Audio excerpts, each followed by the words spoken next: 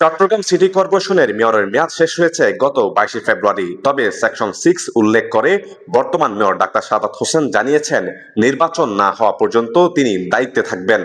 যদিও সংশ্লিষ্ট বিধানটি বহু বছর আগেই গেজেটের মাধ্যমে বাতিল হয়েছে বলে জানা যায়। এই নিয়ে দ্রুত সিটি নির্বাচন আয়োজনের দাবি উঠেছে বিভিন্ন মহল থেকে। একসঙ্গে প্রশাসক নিয়োগ নয়, মধ্যবর্তী সময়েও দায়িত্বে থাকার পক্ষে অবস্থান নিয়েছে মেয়র।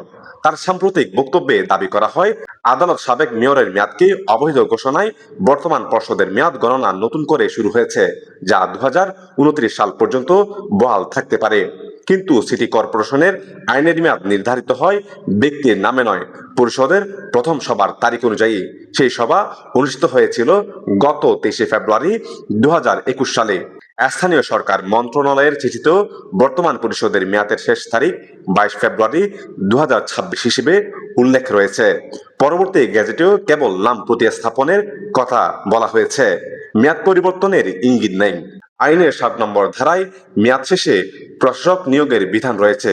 এখন প্রশ্ন, পরবর্তী পদক্ষেপ কি হবে? এদিকে স্থানীয় সরকার মন্ত্রণালয় জানিয়েছে, মেয়াদ উত্তীর্ণ স্থানীয় সরকার প্রতিষ্ঠানে নির্বাচন আয়োজনের প্রস্তুতি চলছে। বর্তমান মেয়রও নির্বাচনের মাধ্যমে দায়িত্বে থাকার আগ্রহ প্রকাশ করেছে।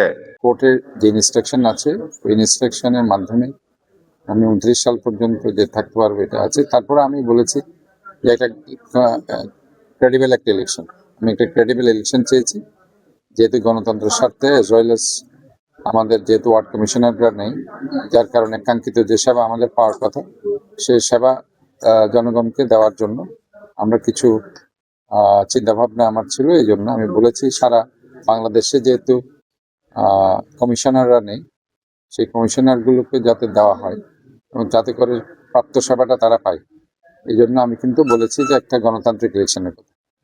এবং ওই প্রেক্ষাপটেই, যদিও আমার যে কোর্ট ভার্ডিক্ট, সেখানে 5 বছর, যেহেতু ওথ নেওয়ার পর থেকে 5 বছর, এইটাই আসলে নিয়ম আর কি। যখন একটা শপথ নেওয়া হয়, শপথ নেওয়ার পর থেকে 5 বছর। আমার যে রাজনৈতিক যে কেরিয়ার, আমি যে মেডিকেল কলেজের ছাত্র দলের 1987 সালে যে আহ্বায়ক হিসাবে রাজনৈতিক অভিষেক হয়েছে, সেই জীবন থেকে যদি ধরেন আজকে 26 সাল, আমার প্রায় 39 বছর পলিটিক্যাল কেরিয়ার। 39 বছর পলিটিক্যাল কেরিয়ারে এখনো পর্যন্ত আমি কোনো ক্রেডিবল ইলেকশনের সামনে আসতে পারিনি। বিএনপি যখন ক্ষমতায় ছিল তখন কিন্তু আমরা নির্বাচন করিনি, 91, 96 বা 2001 সালে, কারণ ওই সময় আমরা এমপি ইলেকশন করতে পারিনি। আমরা এমপি ইলেকশন করেছি আওয়ামী লীগের দুঃশাসনের সময়, যখন দেশে গণতন্ত্র ছিল না। আমি নির্বাচন করেছি 2018 সালে, যখন দিনের ভোট রাতে হয়েছে। এরপরে 2021 সালে মেয়র ইলেকশন, যখন আমাকে জোর করে হারিয়ে দেওয়া হয়েছে। কাজেই জনগণ আমাকে কতটুকু চায়, এটা বৈধ ইলেকশন হলে আমি বুঝতে পারতাম যে আমাকে জনগণ 50% চাচ্ছে না 60%, অথবা 70 না 80, নাকি 20% অথবা 10%। এই যে চাওয়াটা একটা রাজনীতিবিদের জন্য একটা পরম পাওয়া, রাজনীতিতে প্রাপ্তি। তো এই প্রাপ্তির জায়গায় এখন আমি মনে করছি আমি এখনো শূন্য।